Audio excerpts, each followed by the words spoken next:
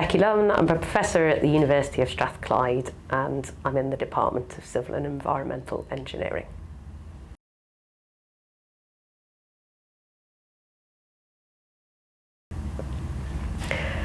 So I have a wide range of research interests. Obviously I'm a civil engineer, so I'm interested in infrastructure, civil infrastructure. I look at how we can develop lower carbon infrastructure, remove some of our use of concrete and steel that are big carbon, big CO2 emitters.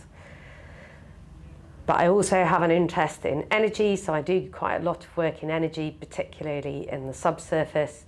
So work around nuclear waste and nuclear decommissioning and disposal in geological disposal facilities, a little bit of work on carbon capture and geothermal.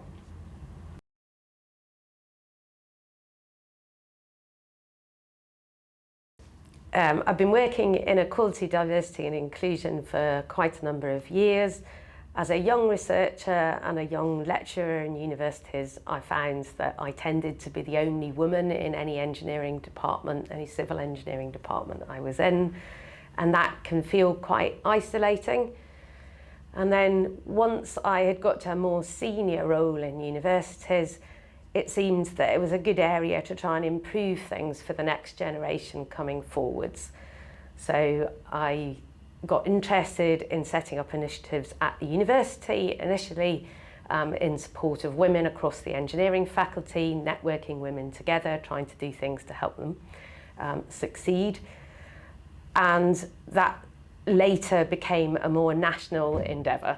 So then I have bid for some previous research funding and run some other major projects where we've looked more broadly at how you can support women in science, technology, engineering, mathematics, and also LGBT+ researchers.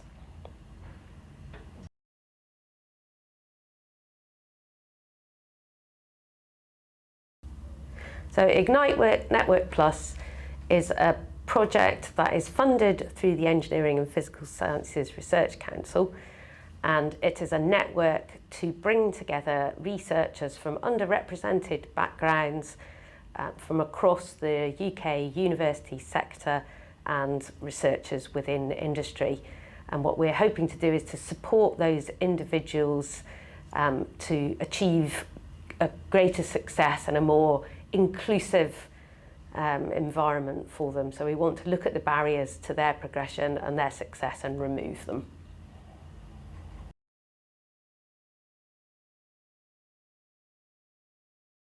So I lead the Ignite network and I pulled the group of universities and industry partners together to win this project and to drive it forward.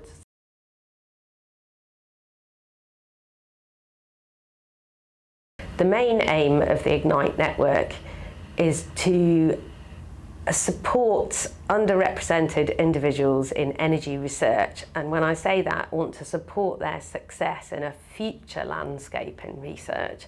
So it's looking at what are the systematic barriers at the moment against success, identifying those challenges and making sure that we remove those barriers. So I think that historically there has been an emphasis on training individuals to do better in the existing system. And what we are really interested in doing here is not doing that. It's looking at the system itself, identifying the systematic barriers that individuals face and removing them so that we're all playing on a level playing field.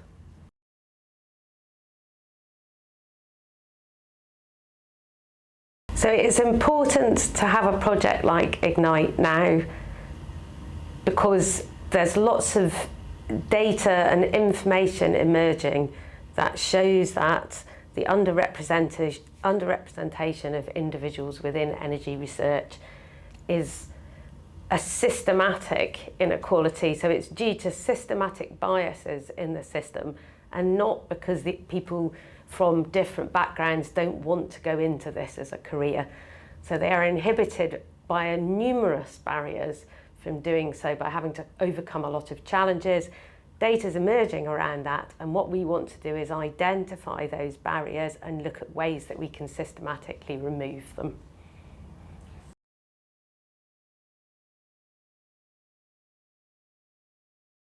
So this network is specific to energy research. Clearly what we're looking for is needed across the whole of academia, but it's specific to energy research. And I think that the Research Council, EPSRC, picked this area for funding because there is good evidence that a more diverse set of researchers are more innovative and more productive and are more likely to solve a challenge. There's good evidence of that now.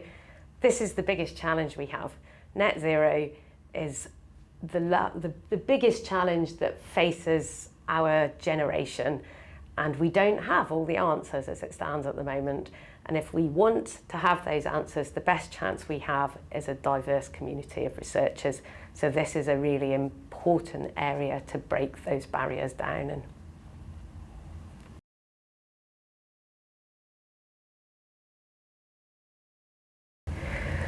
So we have a number of different activities. Probably first amongst those is collecting a better data set and a better understanding of the challenges that individuals face within energy research. So we will be building on work that we have already conducted at Strathclyde to collect data at other universities and for other characteristics that in the ways that people are underrepresented. So there'll be a large data collection exercise that will allow us to identify the barriers, and then we will be running workshops and projects to think about how we can remove those barriers and what we can do to support individuals through the system. We'll be preparing briefing notes about those barriers and recommendations for what organisations can do, and sending those briefing notes to individuals that are high up external organisations such as funding bodies, journals where researchers will publish their work, and university principals and sort of management to see how we can remove barriers in the academic landscape.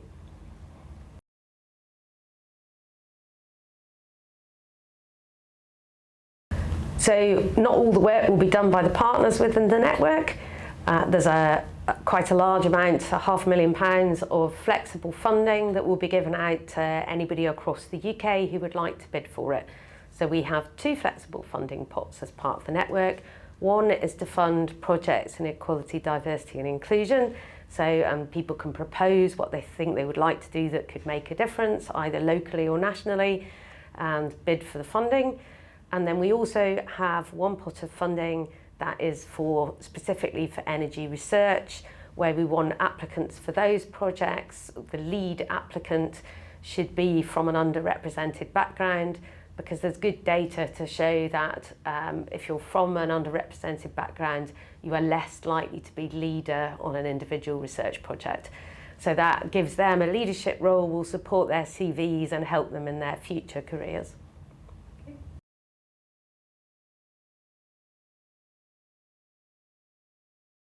So I think we would hope to achieve a few key outcomes from the network. The first and most obvious is to network everybody together and build support networks so that underrepresented individuals are networked together across the UK and can share best practice as well. So not just the individuals, but also the institutions that have conducted projects under the network and have shown that particular things can make a difference to individuals and institutions. The network should be sharing that best practice on initiatives that are really successful throughout the sector. So that's one thing, is to bring everybody together and to understand what works and what doesn't. So other things will be obviously to run initiatives, to collect data and show that they have an impact and that they improve the situation, that you can make a difference. We want to prepare these briefing notes, make them publicly available, but get them to the people that matter, that can be the decision makers, people who are really going to make those decisions. Generally, we need to raise awareness of the issues, and that's not just an awareness. I think most people know now that there is underrepresentation and there are issues if you come from particular backgrounds. So for example, in STEM, not many women, very little information about LGBT, very underrepresented in terms of ethnicity, black in particular in academia. So there's quite a well-known facts now, I think, but a lot of it is anecdotal and not well-founded enough, not sufficiently well-founded in data that you can really push for action. So I think that one of the key things is to get that data out there and provide people with incontrovertible evidence that things need to change and that the issues are systematic and not around the individuals themselves.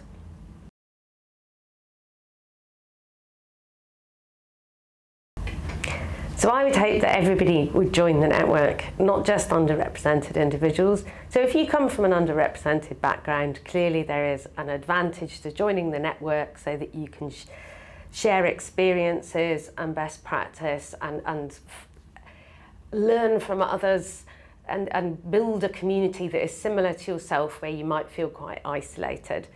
But that's not what we don't just want those individuals to join the network, we also want everybody else, because this is actually everybody's problem.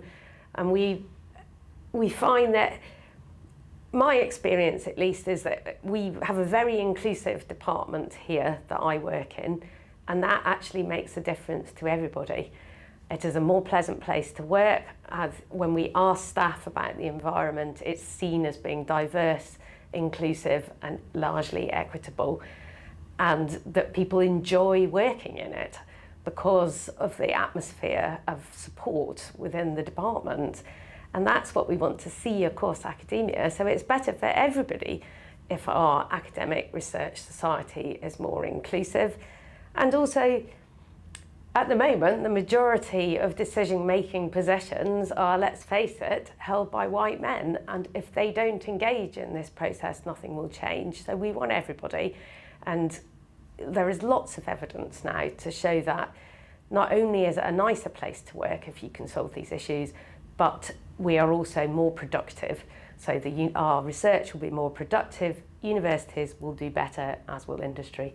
So this is the way everybody should be wanting to go.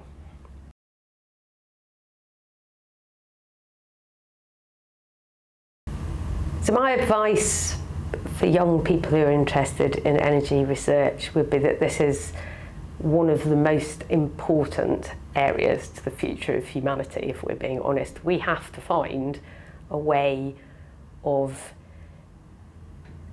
having a good standard of living that we don't have to give up, but doing it in a sustainable way. So we have to find ways of living the life that we want to live in a way that doesn't damage the planet, doesn't destroy biodiversity, will allow us to meet net zero, and we need to do it in a way that we don't deplete resources for future generations as well. So we need to be able to do it in a way that where we can reuse and recycle materials rather than, as we do currently with hydrocarbons, using a finite resource that will run out for future generations. So I would say it's a really exciting area to move into in energy. There is a huge range of disciplines that you can come in through. So everything from storing our energy as hydrogen, gas, and maybe chemistry and physics, through to public acceptability and policy around energy, different generation methods, capturing carbon. All these things are really important. So it's an exciting area to move into, and yeah, go for it.